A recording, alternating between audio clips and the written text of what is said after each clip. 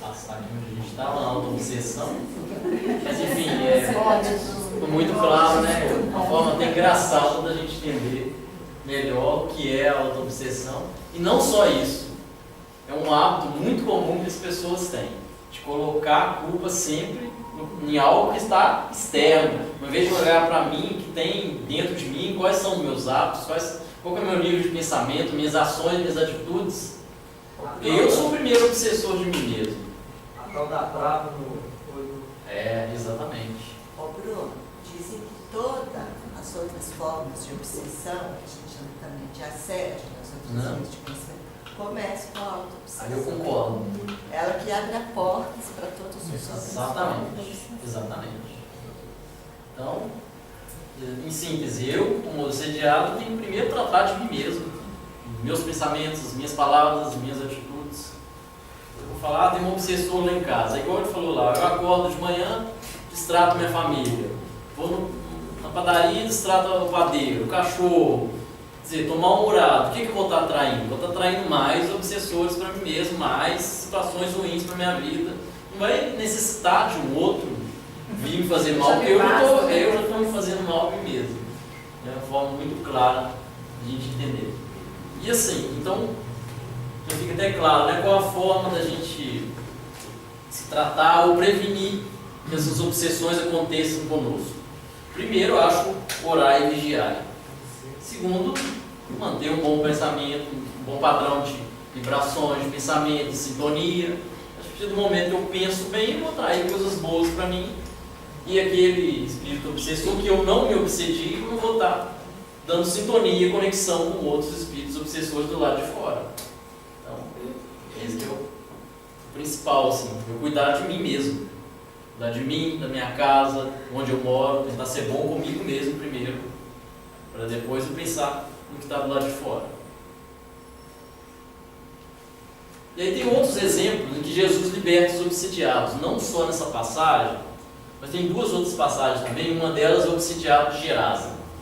As pessoas devem ter ouvido falar, mas consiste em quando Jesus desembarcou, veio um espírito obsidiado, um homem com um espírito obsidiado, e Jesus perguntou para ele qual o seu nome, ele falou que o nome era Legião, e aí Jesus vai e expulsa esse espírito do homem. Não, e antes de expulsar, o espírito fala assim, permita-nos que nos enviem uma vara de porcos, aquela vara de porcos ali. Jesus envia e os porcos vão e entram todos no mar, se afogam no mar. Esse é o primeiro exemplo que Jesus liberta os obsidiados. E tem um outro exemplo também em Mateus 13, de 10 a 17, em que ele também cura uma mulher. Fala aqui que havia 18 anos de um espírito, estava obsediado por um espírito, e ele também expulsa esse espírito. Um outro dado interessante dessa passagem, que ele estava na sinagoga. Então foi aí, por causa dessa cura, dessa libertação, eu prefiro até falar libertação que cura, porque eu acho que cura é algo mais profundo. Depende de mim também, como eu estava falando antes, para eu me curar da obsessão, eu tenho que curar a mim mesmo. Então o que Jesus fez ali foi uma libertação, ele libertou. Então, por causa disso, dessa libertação, desse espírito obsessor, ele fez isso no sábado e no templo, na sinagoga. E os fariseus vieram e questionaram ele por que ele fez isso no sábado, que ele descumpriu a lei, que ele não podia ter feito isso. E aí ele fala assim, qual de vós, se tiver um dos animais mortos ou doentes no sábado, não irá salvá-lo? Então eu estou salvando uma irmã nossa, não vale essa irmã mais do que um dos vossos animais? Então assim, não só nessa passagem que eu apresentei, mas em outras, tem sempre assim, esse conflito entre a visão farisaica, visão antiga, humana, e a visão de Jesus. Sempre teve esse conflito assim, de ideias. Jesus sempre traz respostas muito sábias. Então vamos continuar aqui, falando também da libertação, antes da gente continuar a passagem. Vale a pena lembrar que Jesus, pela autoridade espiritual que ele tinha, pelo conhecimento da situação espiritual de obsessor, de obsidiado, ele tem essa autoridade de chegar a ordenar e o espírito se afastar. Mas como que ela acontece no nosso nível até hoje? Assim, acontecia na época e acontece hoje. E tem duas formas. Uma é o exorcismo e a outra é a desobsessão e acolhimento. O exorcismo eu retrato mais essa primeira figura aqui. que é aquela figura do padre ou do pastor ali, chegar e expulsar o espírito. Sai, espírito, em nome de Jesus, eu te expulso. E a gente vê comumente assim na televisão, a gente vê várias situações em que isso acontece. E a desobsessão ao acolhimento ela é um pouco diferente, que ela é mais profunda. E normalmente no exorcismo, o padre ou o pastor ele considera o obsediado como um ser inferior, das trevas, um demônio. Normalmente eles consideram como um demônio. E na desobsessão ou no acolhimento, já há uma consideração ali de uma relação entre dois irmãos. Dois irmãos que muitas vezes estão no mesmo nível evolutivo, e é o que normalmente acontece. E eu tenho uma experiência desse tipo de tratamento de desobsessão, acolhimento, que tem essa reunião no grupo, eu frequento e tal, é realmente muito interessante. Aqui a gente chama de acolhimento, a gente não chama de desobsessão, mas em outras casas chamam de desobsessão. É amor ainda, Acolhimento é amor, que ainda é mais. Né? Mas assim, a diferença é que na desobsessão ou acolhimento existe uma visão mais holística, de ver os dois irmãos como dois seres em evolução, como irmãos de humanidade. O obsediado e o obsessor. E os dois precisam de conscientização, precisam de esforço, precisam ser acolhidos, merecem misericórdia. Enquanto muitas vezes no exorcismo não. Então, por esse motivo, eu acredito que atualmente o processo de acolhimento ele é mais eficaz. Porque o exorcismo, simplesmente o padre chega lá, manda, em nome de Jesus eu quero que você saia, e o espírito sai. Mas se não há uma conscientização do obsediado e também do espírito obsessor, em outro momento, quando a sintonia se estabelecer, eles vão realmente restabelecer o processo obsessivo. Por isso eu acho importante, no nosso nível evolutivo, a gente ter essa consciência. E o que eu percebo é exatamente isso, que normalmente o obsessor e o obsediado são espíritos que realmente estão em sintonia, muito parecidos, padrões vibratórios, níveis evolutivos semelhantes. Que estão às vezes ligados unicamente por sintonia, ou às vezes por situações de resgate, por situações de vida passada, que nós não sabemos. E às vezes já aconteceu comigo também, eu quero relatar aqui que é interessante, até voltando um pouco antes, um acolhimento que eu estava fazendo, o espírito virou e falou assim, a gente fala, tentando conscientizar o espírito, segue a vontade de Deus, a gente está te oferecendo aqui a oportunidade de permanecer conosco, a gente tem aqui uma casa de acolhimento espiritual, a gente fala assim, né? E o espírito falou assim, virou e falou assim, tudo bem, eu posso ficar, mas agora você tem que falar com ele para parar de me chamar, porque se ficar me chamando o tempo inteiro, não vai ter jeito. Então quer dizer, é um processo mais holístico, que vai ver os dois em situações iguais, como irmãos de humanidade, que vai tratar não só aquele sintoma, aquela situação, mas vai tratar a causa também da situação. Então essas são as duas principais formas que a gente tem hoje da libertação da obsessão. Mas essa libertação, como a gente viu anteriormente, ela depende principalmente de quem? Principalmente do obsediado, da mudança, padrão vibratório, das atitudes, dos pensamentos. Isso não é um processo fácil, gente. A gente não muda de um dia para o outro. Mas é tentar tomar consciência aos poucos. É aquele negócio de perceber que eu estou numa sintonia ruim, tentar fazer uma prece, pedir ajuda, orar e vigiar também. Então é exatamente por isso. Porque muitas vezes vai acontecer a desobsessão daquele espírito que vai ser acolhido aqui na casa, que vai aceitar parar de obsediar aquele ser, que ele vai entender que não é bom para ele, mas se minha sintonia, a sintonia do obsediado continuar ruim, ele vai continuar atraindo espíritos de baixa vibração que vão também recomeçar o processo. Bom, então isso eu acho que é o mais relevante assim, do processo de obsessão. Nós vamos voltar agora para a história.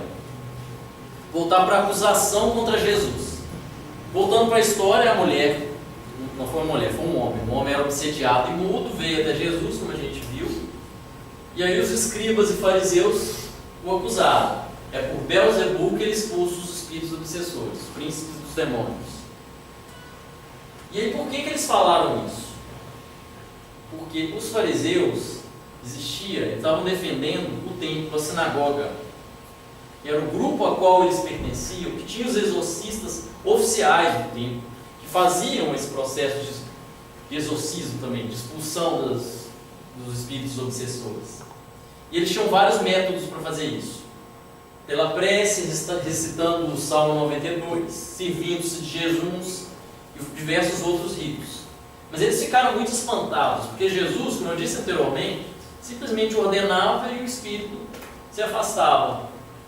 E aí ficou aquela pergunta na cabeça do povo, das pessoas, de onde vinha tal poder? E as pessoas, e tem uma até das passagens que diz, filho de Davi, ficaram maravilhadas, pensaram que era de Deus, só pode ser de Deus esse poder. E aí eles lançaram mão dessa acusação extremamente injusta, insensata, para se arvorarem, fazer as pessoas crerem que era só deles o poder de Deus, que o dom de Deus era monopólio deles.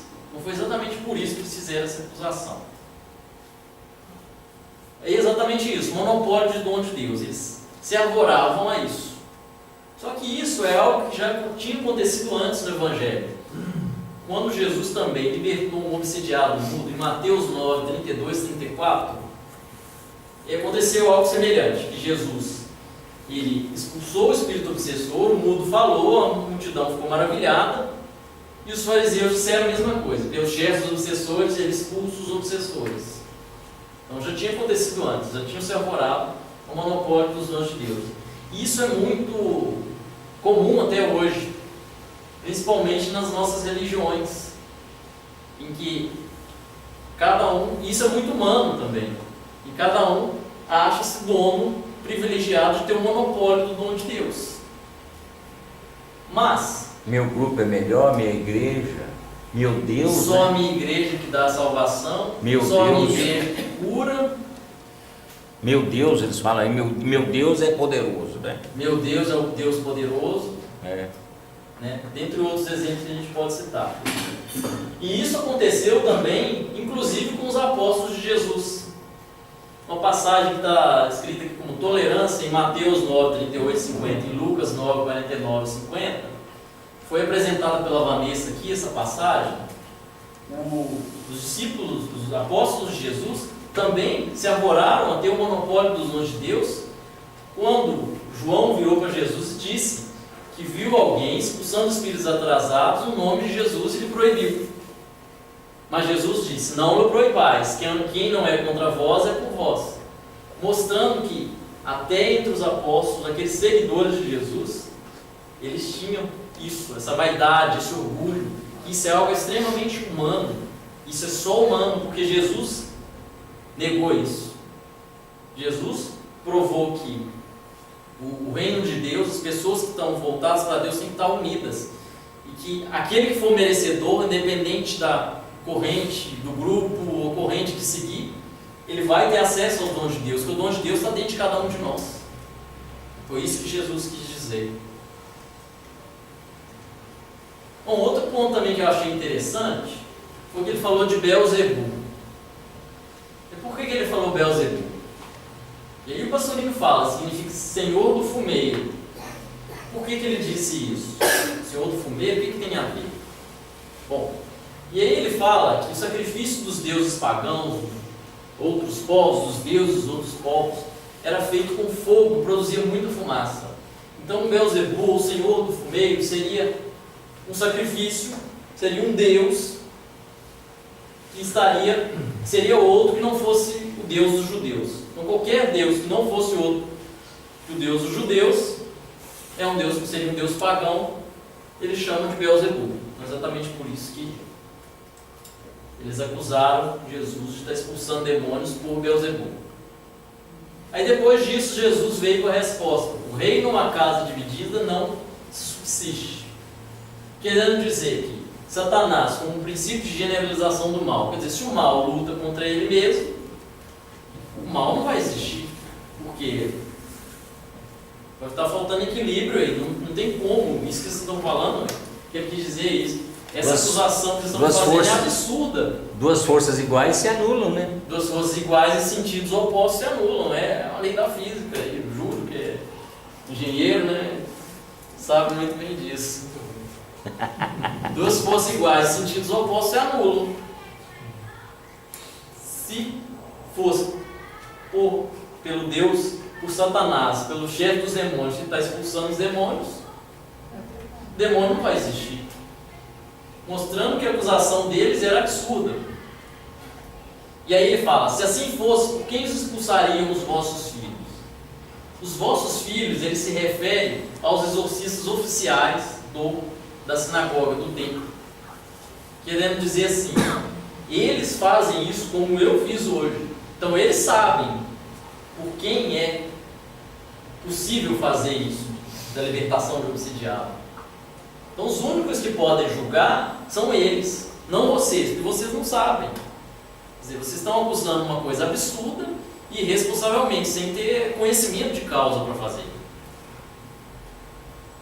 E aí ele completa: mas pelo dedo de Deus eu expulso os espíritos obsessores, então chegou a vós o reino de Deus. Mostrando que só é possível expulsar os espíritos obsessores com uma força que seja antagônica, ou seja, por Deus. E se eu posso, se eles podem, o reino de Deus está entre nós, Deus está junto conosco. E aí isso aqui também é muito interessante, que ele fala assim: para saquear-se a casa do homem forte, é mister primeiro segurá-lo e amarrá-lo, sem que impossível será roubar-lhe os bens. E o pastorinho fala assim, que o homem forte é o opositor. E o opositor ele tem também, e o opositor ele está dentro de nós primeiramente ele está dentro de nós, mas a única forma de amarrar, de segurar, de impedir esse opositor, de atrasar a nossa caminhada espiritual, é por meio de uma força antagônica, ou seja, só a luz para espantar as trevas, e que a força de Deus, é só Deus, que é capaz de vencer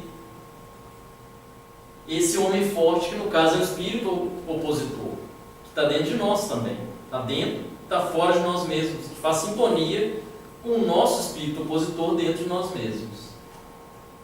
E a última frase ele diz: quem não está comigo é contra mim, quem comigo não ajunta, espalha. Aí então, nesse ponto ele diz: quem não está comigo está contra mim. Quem espalha é aquele que não está fazendo algo de útil para a sua caminhada espiritual. Então, quem não está junto com Cristo está junto com o quê? Com o opositor, com a personagem. Então, para que haja crescimento e evolução espiritual, é necessário, mais do que estar junto com Cristo, estar unido ao Cristo, em busca dessa união, não perdendo tempo, não fazendo um caminho inútil. Então, esse aqui é o último trecho que eu vou colocar. Acho que ainda está faltando um tempinho. Mas o que eu quero falar aqui, que é o ponto principal: espalhar de energias inútil e prejudicial.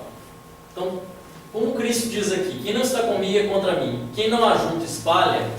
Quando que eu não estou com Cristo? Quando eu estou contra o Cristo? Essa é a pergunta que eu faço aqui. Quando eu não ajunto com Cristo, quando eu espalho? Não significa necessariamente que eu estou ligado a um espírito do mal, não, das trevas, não. Tem um significado muito mais amplo, que foi o que ele falou.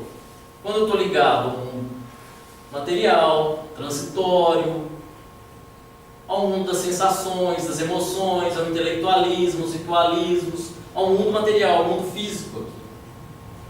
As minhas imperfeições, aos meus vícios. Então, vamos dar um exemplo. Quando eu estou ligado, por exemplo, no Galo, no Cruzeiro, eu não estou ajuntando com Cristo, eu estou espalhando. Ah, mas aí você está obcecado. Depende de quem torce. Depende, né? Ei, Marco Túlio, e aí? Mas só até aí tudo, mas desde o momento em que você deixa de orar e vigiar, de vigiar mentalmente, como a menina explicou ali, o André Luiz foi lá, o irmão estava deitado e em volta dele estava cheio de exatamente. Quer dizer, eles estão tentando que no que sair aqui já vem em cima. Isso. Você não pode abrir a guarda. É exatamente isso. Você não pode, porque eles te prejudicam de qualquer maneira. Exatamente, toda vez que eu estou ligado a essa aqui, as sensações, emoções, Isso, exatamente aí que eu queria. ao galo, ao cruzeiro, outras coisas que estão me distraindo do meu objetivo real aqui, que é crescimento espiritual, eu estou ligado ao opositor, a minha personagem, eu vou estar com a minha sintonia aberta a outros espíritos obsessores, eu vou estar obsediando a mim mesmo, que não é só quando eu estou ligado a um espírito mal, fazendo mal, é que eu estou espalhando, que eu estou contra Jesus. Não. No caso aqui eu estaria contra Jesus, está dentro de mim mesmo, contra a minha união com Cristo, contra a minha evolução espiritual, contra o meu caminho espiritual aqui na Terra. E isso é prejudicial para mim. E aí foi interessante que a Patrícia hoje trouxe esse capítulo, normalmente é sempre conectado, né, que fala isso também, de um caso em que o indivíduo estava lá doente, que tinha vários espíritos obsessores em volta dele, e por meio da intercessão do André Luiz e da Dona Narcisa, conseguiu afastar esses espíritos. Mas provavelmente aquilo era uma sintonia dele também, que estava... Muitas vezes, né, Bruno, o problema de afastar é que se não houver uma mudança de atitude do obsidiado, eles vão e voltam. Exatamente. Então, é preciso haver uma criação de um clima desfavorável àqueles habitantes conviverem com o local, né?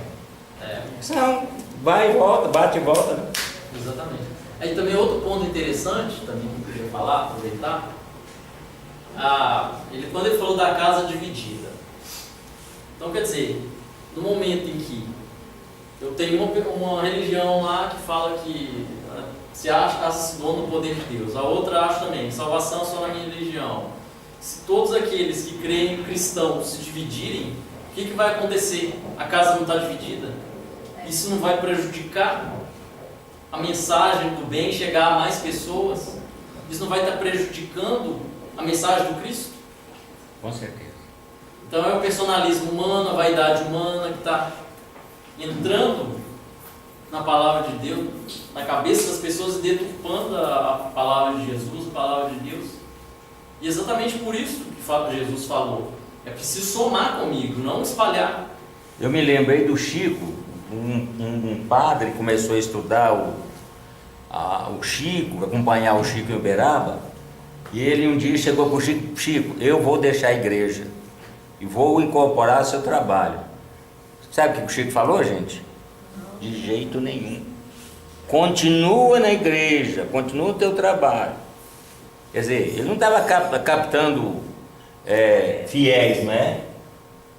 Ele queria que ele continuasse dedicado, estudioso, mas dentro da igreja, não o tirasse da igreja, não é? Exatamente. Não dividir, não é? E não só as religiões cristãs, mas as religiões também, outras religiões, estão levando ao mesmo caminho. Se eles praticam, se têm boa sintonia, boas vibrações, eles estão no mesmo caminho. O Bruno, o apóstolo Valdemiro, né, fala que Deus escolheu ele para fazer curas, né? Aí depois aparece lá, Bradesco, deposita lá.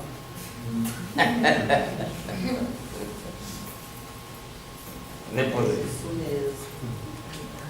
Tá certo. Eu tenho dentro da família pessoas que já, assim, entregaram carro para a igreja, sabe?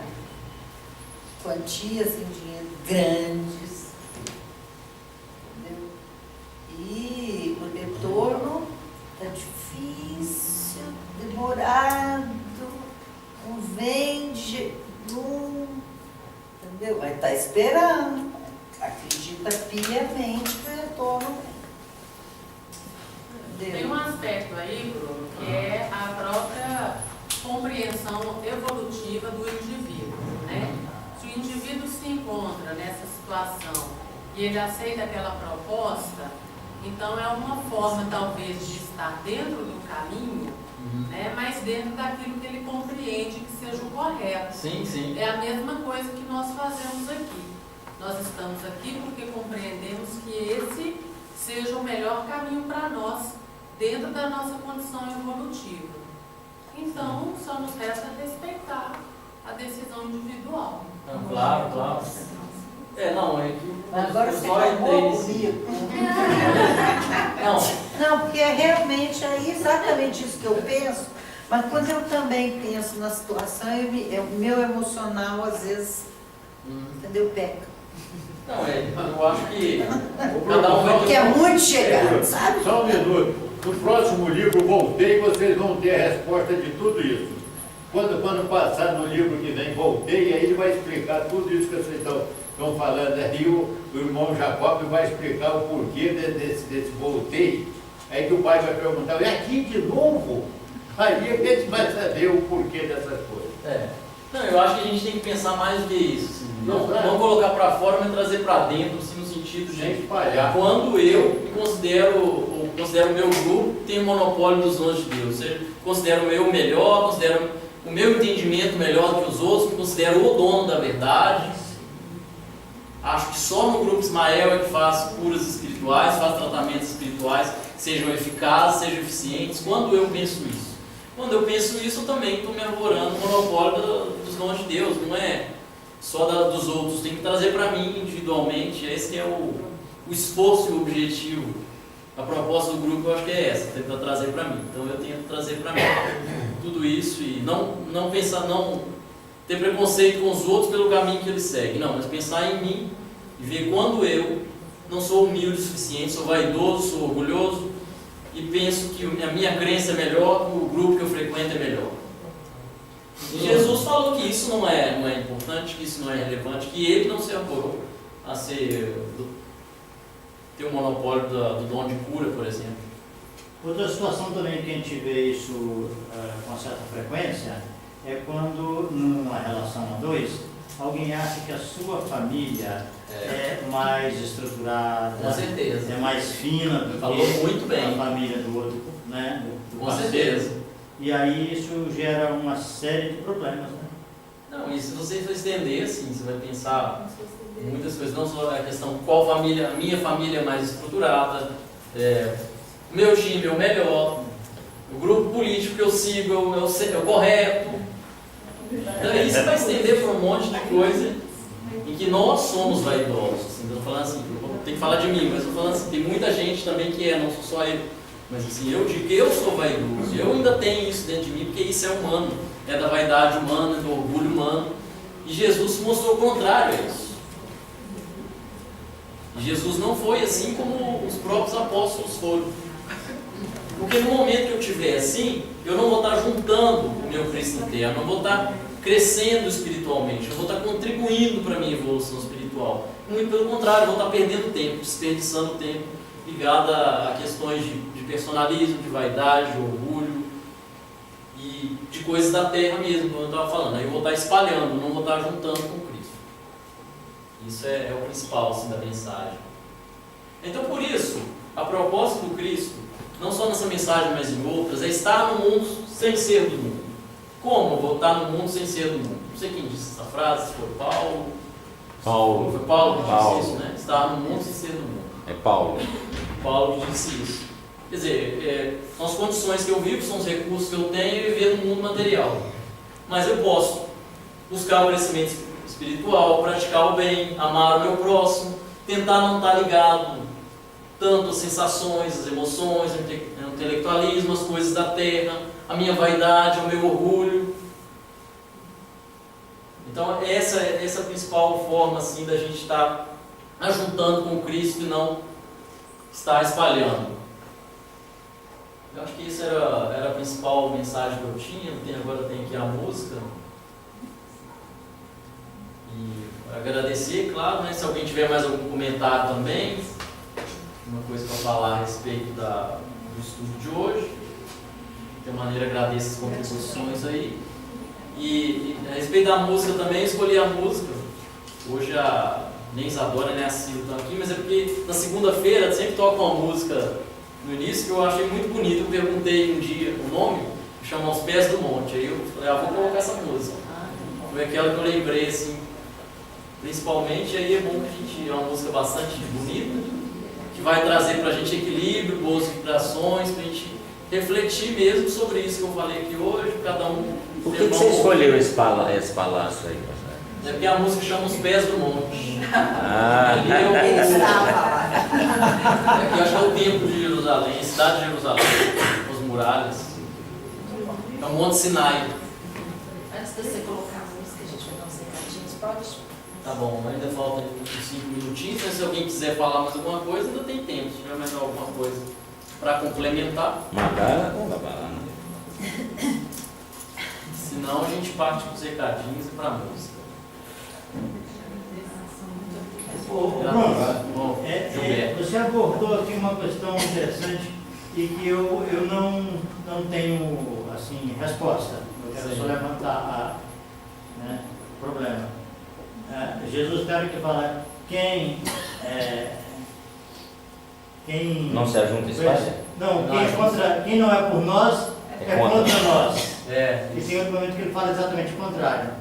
Não, é na tolerância, na parte quando o João virou para ele e falou assim: estava fazendo curas em seu nome e lhe proibimos. Jesus fala: não proibais, quem não é contra nós é por nós. Sim, isso. Isso. E aí tem um outro momento. Nesse momento é que ele fala Do Beelzebub. Beelzebub. Assim, é porque na verdade são coisas contrárias, mas que são a mesma coisa. São ideias contrárias, mas são a mesma coisa. É a dialética. É porque assim, no caso lá que ele disse, não. Porque o João denunciou alguém que estava curando em nome de Jesus. Sim. Eles não podem fazer ele isso. estava fazendo o bem como ele Jesus faz. sabe. Então falou assim, é a nosso favor, deixa ele fazer. Aí aqui não, Jesus fez a cura e o fariseu virou e acusou Jesus de ter feito isso em nome por Beelzebub, que é o chefe dos demônios.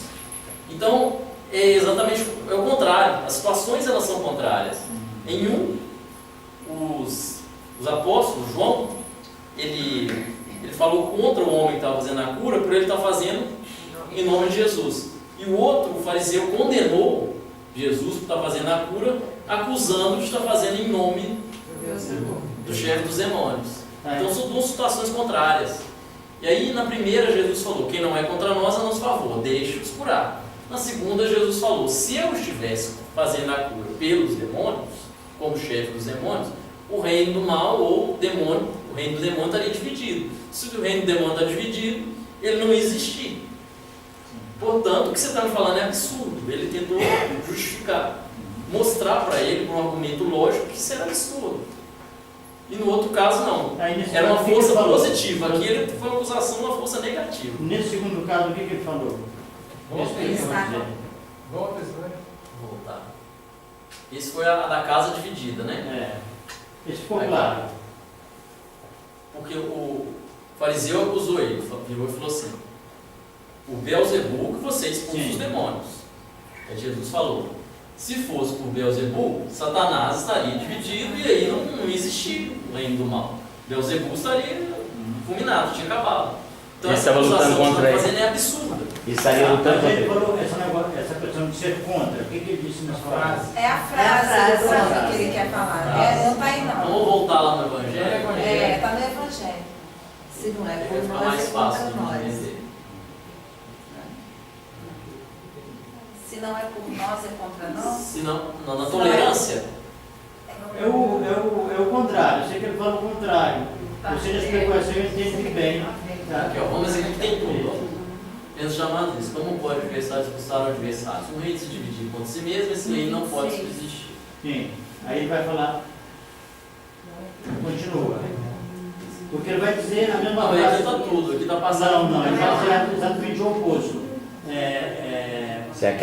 Quem não é por nós é contra nós. Quem não é por nós?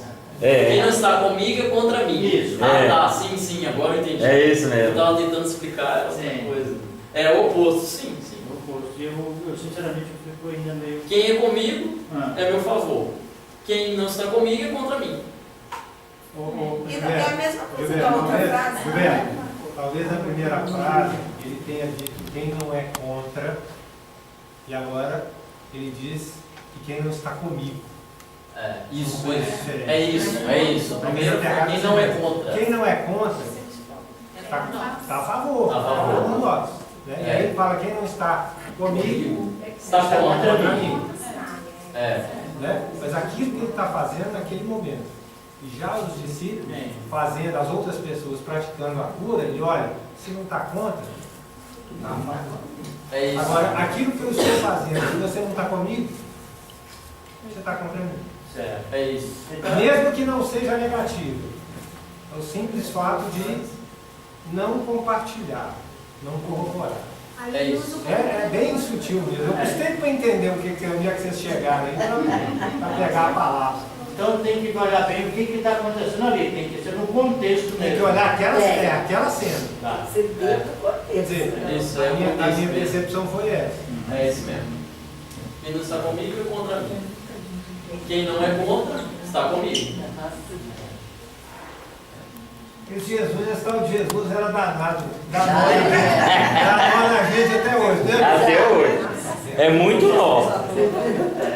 Não, realmente é muito profunda a passagem, muita coisa que Até os pesquisadores como não Gilberto mais ainda para entender tem completamente. Sempre aprendendo.